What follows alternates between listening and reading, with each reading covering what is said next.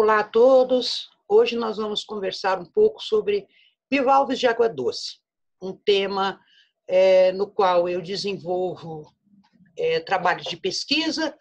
Temos aí um conjunto de trabalhos já realizados, que estão publicados, disponíveis na web, e hoje nós vamos conversar um pouquinho sobre essa paixão particular que são os bivalves de água doce.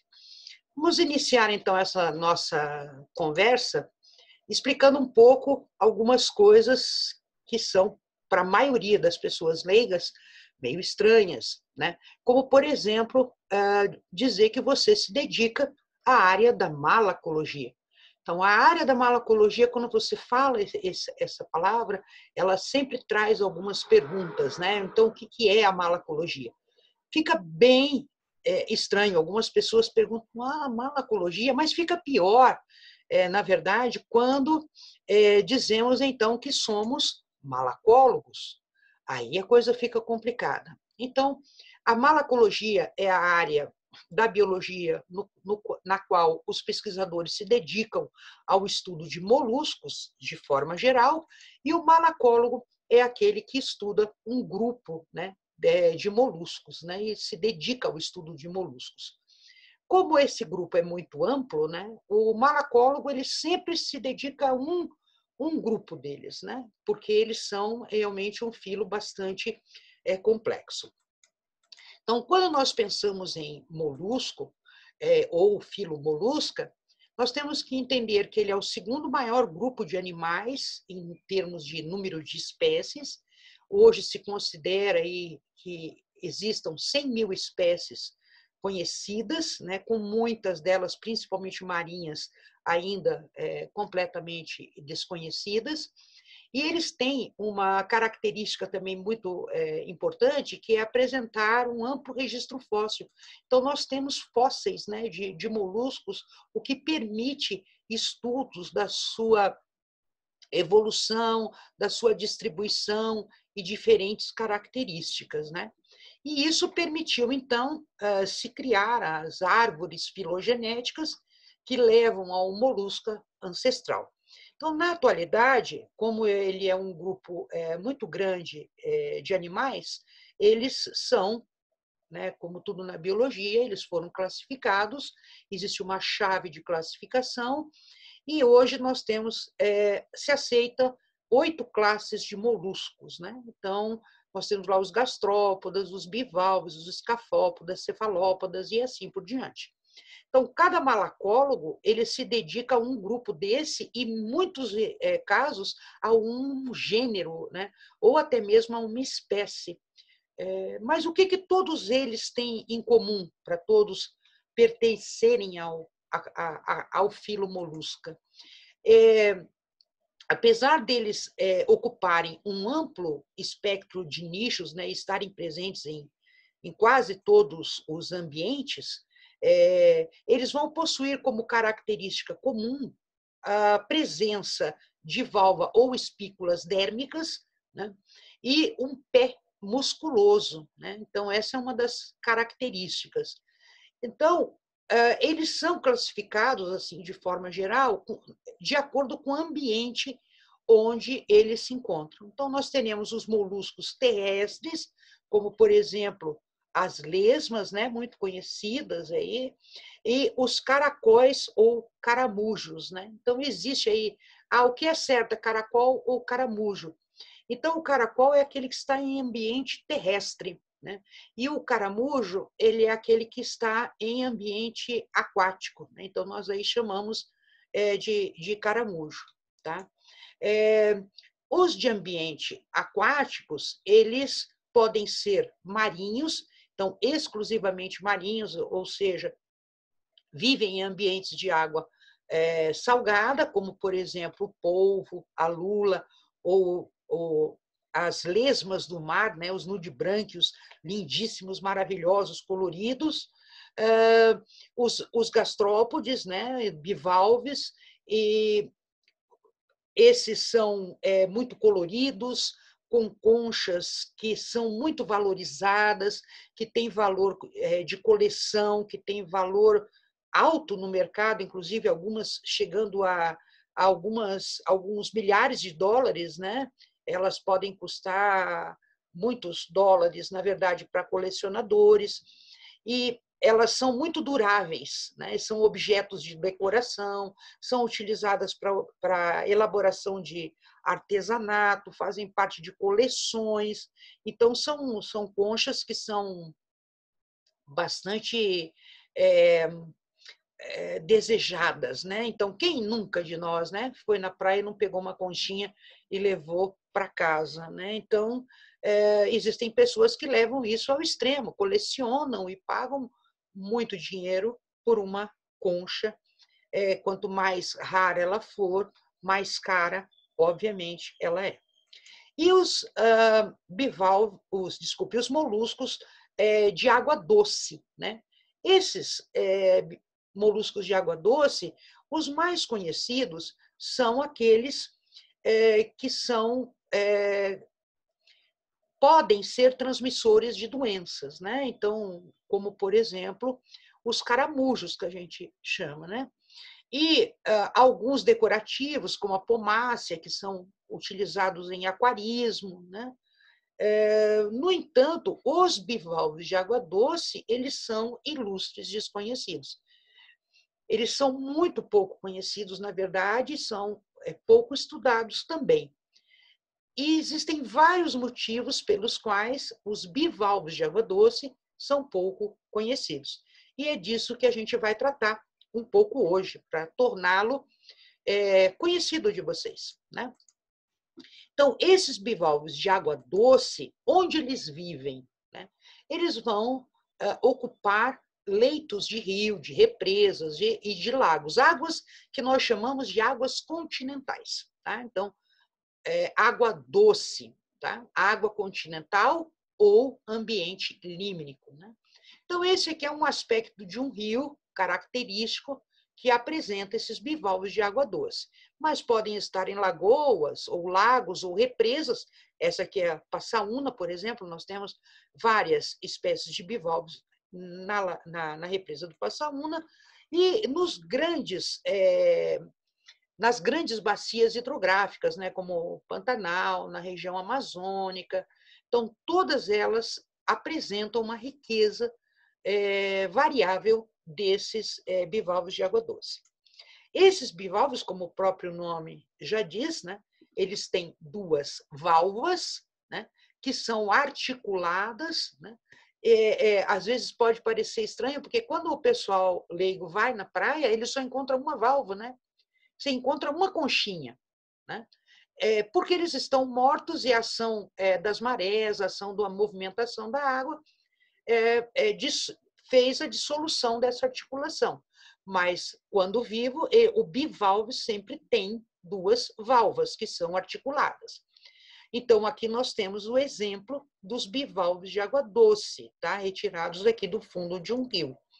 Tá? Esses bivalves de água doce, em geral, eles não são coloridos, né? Eles têm uma cor, vamos dizer assim, eu vou pedir desculpa, bivalve, mas eles têm uma cor feia, né? Quando comparada aos bivalves marinhos, né? E as conchas de outros organismos marinhos. Por que isso, né? Por que ele não tem cor? Porque ele vive num ambiente que, se ele tivesse cor, evidenciaria a sua presença a predadores. Então, ele tem que se confundir com o ambiente. Então, quando nós pensamos no rio, como é que é o fundo do rio? O fundo do rio ele é ou areia, ou arenoso, né, como a gente diz, ou ele possui pedras, né, pedras de diferentes tamanhos, rochas de diferentes tamanhos, pedregulhos, matacões, né? Então, depende ali do rio que a gente está examinando. E em um mergulho, esta aqui seria a visão de um fundo de rio. E esta visão desse fundo de rio em que o bivalve ele vai estar presente. Então, ele tem que se confundir. Se ele fosse colorido, ele seria uma presa extremamente fácil, né? Então, isso justifica a cor que esses bivalves têm. eles têm uma cor que permite que eles se misturem a essas rochas e a esse substrato, que permaneçam ali parcialmente enterrados e a salvo, entre aspas, de predadores. Tá? Então, aqui esta imagem mostra, por exemplo, um bivalve em sua característica, em seu ambiente característico. Aqui está o bivalve, ele está ele fica parcialmente enterrado, então por isso que nós dizemos que ele tem um comportamento infaunal, né? Ele fica enterrado. Aqui um outro, ó, tá? Menorzinho aqui, e observem como ele se confunde. Ah, mas está fácil de ver. Está fácil de ver porque é uma foto e porque nós não estamos olhando para dentro do rio, né? Mas no rio eu garanto para vocês que o olho tem que ser extremamente treinado para encontrar esses organismos. E isso é um fato que torna esses organismos desconhecidos. Tá?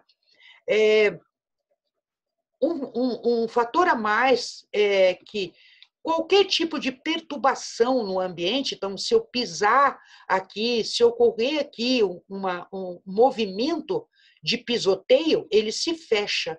Tá? E quando ele se fecha, aí fica mais difícil de observá-lo e de localizar esses bivalves no fundo do rio. Então, eles estão completamente, como vocês podem observar, ó, completamente integrados no ambiente. Isso faz com que eles também não sejam organismos que sejam valorizados para aquário.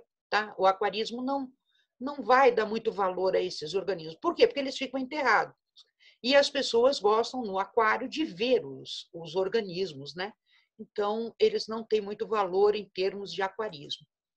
Aqui nós podemos observar um outro bivalve. E aqui, novamente, observem que eles se confundem com o substrato, inclusive com o substrato sobre as valvas, né? Bastante lama, bastante resíduo de lodo, né? E eles se confundem com muita facilidade no ambiente. Gostaria de discutir com vocês um pouco a importância desses organismos, né?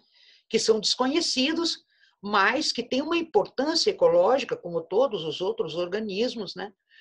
Os organismos presentes no ambiente evoluem em conjunto para que aquele ambiente esteja em equilíbrio, então não existe um organismo mais importante que o outro. No entanto, o que nós vamos destacar aqui é a importância desses bivalves nímicos. Bom, primeiro, ele é base da cadeia alimentar, né? E ele também, dependendo do local, ele é capaz de determinar a qualidade da água. Então, é um organismo que vai apresentar uma importância ecológica muito grande. Então, ele se alimenta de algas e protozoários através de filtração. Esses alimentos, essas algas, esses protozoários, são incorporados em sua massa, ou seja, eles crescem a partir disso e acumulam esses nutrientes, e ao se tornarem organismos com uma massa visceral com valor nutricional, eles passam a ser alimento para outros organismos, né? Como, por exemplo, aves e até mesmo mamíferos e outros organismos marinhos. Tá? Então, aqui nós podemos observar a estratégia, inclusive, de captura e de alimentação desses animais à base de molusco. O importante também a gente discutir é essa questão dos bivalves determinando qualidade de água. Então, na malacologia, nós dizemos que eles são engenheiros do meio ambiente, um termo cunhado dentro da malacologia, muito utilizado pelos malacólogos, que tentam demonstrar a importância desses bivalves no meio no qual eles estão inseridos. Então, nós dizemos que eles prestam serviços ecossistêmicos, ou seja, eles trabalham, eles vivem, eles desenvolvem atividades que são benéficas, né, para o ambiente, ou seja, para nós, né? Então, eles são capazes de promover a qualidade de água, da água no ambiente no qual eles estão inseridos. Bom, mas como que eles fazem isso? Bom, primeiro, eles são organismos que se alimentam através de filtração. Então, a biofiltração vai permitir que esses organismos eles coletem partículas presentes na coluna d'água e façam utilização dessas partículas. Então, eles vão remover essas partículas da coluna de água. Então, vamos ver aqui, ó, nós podemos observar aqui os bivalves em um ambiente. Tudo isso aqui, considere que são partículas, né, que estão presentes no ambiente da água. Então, ele, por filtração, ele vai captar essas partículas, tornando a água mais transparente, com menos partículas, o que permite a entrada de mais luz, que beneficia outros organismos, como, por exemplo, as algas. E o que ele faz com essas partículas? Parte dessas partículas ele vai utilizar como alimento, e o que ele não utiliza como alimento, ele elimina na forma que nós chamamos de pseudofezes. E é depositado no fundo, né, no substrato. Então, com isso, ele acaba aumentando a transparência, a qualidade da água. Quando ele faz essa filtração, ele também está removendo da coluna da água bactérias, micro-organismos e se alimentando delas, né? Então, são vários os aspectos dessa filtração que trazem benefício. Neste vídeo aqui do lado, vocês podem ver um aquário com bivalves e um aquário sem bivalves, o que demonstra a capacidade do bivalve de melhorar a qualidade de água, seja a sua turbidez, seja a quantidade de partículas em suspensão, num prazo de 60 horas. Observem um aquário com e um aquário sem bivalves. Então, esses bivalves eles têm uma grande importância na determinação da qualidade de água do ambiente no qual eles estão inseridos. Eles também fazem um movimento que nós chamamos de bioturbação. Então, ele tem um pé extremamente musculoso, né? E esse pé musculoso, ele cava o fundo, como vocês podem observar. Ele cava esse fundo para promover deslocamento, como nós podemos observar aqui. Aqui é o rastro do deslocamento dele, tá? E para se enterrar, né? Então, ele está procurando um ambiente mais adequado para se enterrar. E enquanto ele faz esse movimento para se enterrar, ele, na verdade, está promovendo uma movimentação desse substrato. E essa movimentação desse substrato disponibiliza para outros organismos material orgânico que estava ali depositado, tá? Então, ele faz o que nós chamamos de bioturbação. Esse movimento dos pés é muito poderoso. Esse pé do molusco ele só pode ser observado em condições naturais, né? Toda vez que você coloca a mão nele, que você pega esse bivalve, ele se fecha. E, portanto, você nunca vai ver o pé. O pé pode ser observado em filmagens que simulam um ambiente no qual ele está inserido, como, por exemplo, aqui neste aquário. Então, foi colocado aqui um bivalve e nós vamos observar a movimentação deste pé, né? Neste caso do vídeo aqui, está mostrando um curbícula, que é um bivalve invasor, né?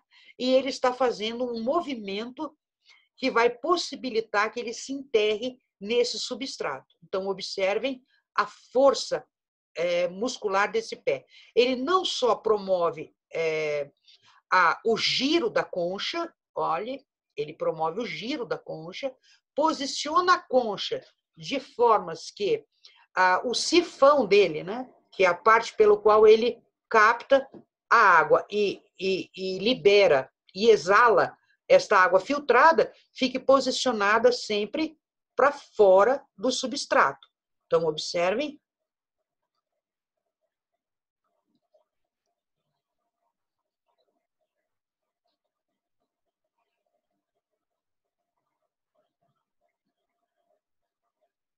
Ele se enterra totalmente, né? Fica apenas com o sifão. E daí a pouco ele sumiu. Por isso que ele não tem valor para aquário, né? Porque quem quer em um aquário um bicho que se enterra totalmente, que não é visualizado, né? Até o peixe está procurando ali, né? Esses bivalves têm um período de vida extremamente longo, né? Eles podem, algumas espécies podem viver até 200 anos, com outras 50 anos, 12 anos, 10 anos, e a média se estima que um bivalve ele tem uma média de vida de 20 anos. Existem algumas exceções, que são esses bivalves da classe Spheridae, né, que eles vivem apenas um ano. Mas eles são muito pequenos. Eles têm cerca de 5 a 9 milímetros de tamanho. Tá? Então, eles não são, não fazem parte desses grandes bivalves que vão, então, viver, ter uma vida extremamente, um ciclo de vida extremamente longo. E um crescimento muito lento. Né? Isso significa o quê? Que ele demora muito para se tornar um jovem reprodutor. Tá? E isso é importante para a gente entender alguns aspectos da vida deste bivalve. No entanto, o mais significativo, aquilo que é único, que é diferente de todos os outros organismos que você possa estudar, é o ciclo reprodutivo deste bivalve. Então, o ciclo reprodutivo dele envolve uma série de eventos que são diferentes de todos os outros organismos. A maioria dos bivalves são dioicos, ou seja, existe o molusco macho, molusco macho e o molusco fêmea. Tá? Mas observando esses moluscos, não é possível distinguir, porque eles não têm diferenças entre macho e fêmea na concha. Né? Então, esses organismos, eles vão, para que a gente consiga identificar se é macho ou fêmea, nós temos que fazer outras técnicas. Visualmente, para bivalves de água doce, não é possível identificar o macho e a fêmea. Mas existe o macho e existe a fêmea. Então, este macho, ele vai liberar os espermatozoides na água, tá? Através do sifão. E a fêmea, através do sifão também, vai coletar esses espermatozoides e vai transportar esses espermatozoides para um local dentro dela chamado de câmara de incubação. Nesta câmara vai ocorrer a fecundação e, posteriormente, esses ovos fecundados serão levados para outro compartimento que é denominado de marsúpio. E no marsúpio vai ocorrer a primeira fase do desenvolvimento, até uma fase larval. Tá? Quando essa fase larval ela é formada, esta fêmea libera essas larvas na água. E essas larvas, elas têm um dente, elas vão se ligar a um peixe. Tá? E no peixe, elas vão ficar aderidas por um tempo variável, de 20 a 30 dias, e elas vão atuar como parasitas desse peixe, e vão se desenvolver no peixe. Quando elas terminam a sua segunda fase de desenvolvimento, elas são liberadas, elas se soltam do peixe e caem no substrato. E ali, então, ela passa a ser um jovem, né, indivíduo que vai crescer e vai dar origem a uma nova colônia. Então, essa estratégia de fase parasitária no peixe ela também tem um aspecto importante do ponto de vista ecológico, porque ela permite a dispersão ao longo do rio desses bivalves, né? Já que eles se locomovem muito pouco, eles se deslocam muito pouco, a forma deles conquistarem novos ambientes naquele rio é através da dispersão dessas larvas que ocorre através dos peixes. Mas essa dependência do peixe cria uma outra dificuldade. Cria a dificuldade de que, se houver uma diminuição de peixes, também há um prejuízo para a reprodução, para o ciclo reprodutivo desses bivalves. Mas vamos ver isso um pouquinho mais de perto. Vamos ver como é que ela desenvolve todas essas estratégias, né? Então, pense lá, uma represa, um rio extremamente grande, uma represa. O macho libera o espermatozoide na água corrente, né? Então, como é que a fêmea faz para capturar esse espermatozoide? Eles têm uma estratégia que possibilita isso, ter uma distribuição agregada. Tá? Significa que eles sempre formam colônias, como esta daqui que vocês podem observar, onde os indivíduos estão muito perto um dos outros. Ou seja, a liberação do espermatozoide está muito próxima do sifão inalante de uma fêmea. Né? Então, essa distribuição agregada é uma estratégia que promove o maior índice de sucesso entre esses bivalves. Imagina se tivesse um aqui e outro a 10 metros de distância, né? Num rio com água corrente, ou mesmo numa lagoa com água parada. É bastante difícil. Então, existe uma estratégia de populações que se mantêm agregadas para possibilitar o sucesso reprodutivo. Muito bem, eles agora se reproduziram, mas nós ainda temos o quê? As larvas sendo liberadas e sendo necessária a presença de um peixe. Então, como é que o peixe vai deixar que essas larvas façam adesão a ele, né? Então, nós temos ali a questão do peixe. Para isso, os bivalves também desenvolveram algumas estratégias. Então, a borda do sifão inalante, do sifão exalante, ela possui uma série de projeções e filamentos, como vocês podem observar aqui, que apresentam movimentos, né, como se fossem movimentos ciliares. E isso atrai o peixe para próximo ao bivalve, na hora que ele está liberando essas larvas. Né?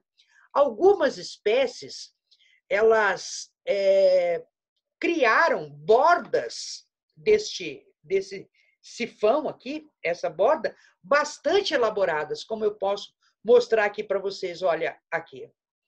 Nesta imagem, se você olhar rapidamente isso daqui e não souber o que está vendo, você vai dizer que isso aqui é um peixinho, tá?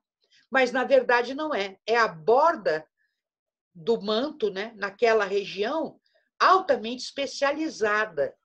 Olha aqui, ó. Se você olhar rapidamente, você vai falar, nossa, parece um peixe que está aqui grudado. Não, é a borda desta região aqui. E o que ele faz? Ele movimenta essas estruturas, promovendo a atração dos peixes que vão ser, então, bombardeados por uma grande quantidade de larvas. Vejam aqui neste vídeo. Então, aqui ele está movimentando, observem, e o peixe ele fica atraído, né? O peixe é curioso, ele fica atraído. E quando ele vai promover, abocanhar, ele recebe uma descarga de larva. A larva penetra, olha lá, a larva se gruda às brânquias e ali passa, então, a desenvolver um estágio parasitário. Então, ela cresce, né? Ela adquire as características e depois ela é liberada. Então, quando ela é liberada, ela vai cair no rio, no substrato, e dá origem, então, a uma nova população. Tá? No Paraná, nós temos muitos pesquisadores que trabalham com bivalves. Então, se você tem interesse em bivalve, curta a nossa página lá, Malacologia do Paraná, do Grupo de Malacologia do Paraná. Esse grupo reúne uma série de pesquisadores de diferentes áreas, então tem o pessoal que trabalha com moluscos marinhos, com cultivo, com sanidade, com moluscos de alto mar, com polvos. Nós temos ali pesquisadores de todos os tipos que formam, então, esse grupo Malacologia do Paraná. Nós temos esse site, essa página no Facebook, desculpe, essa página no Facebook, e temos um site, temos uma revista também, que nós publicamos artigos, né? Então, curta lá nossa página, saiba mais sobre moluscos, acompanhe a programação e acompanhe os eventos da área. É uma área bastante interessante que vai possibilitar uma série de conhecimentos. Então, muito obrigado pela atenção, espero que vocês tenham curtido os bivalves e curtam os próximos vídeos, nos quais a gente vai trabalhar com características de cada grande grupo. Um abraço a todos.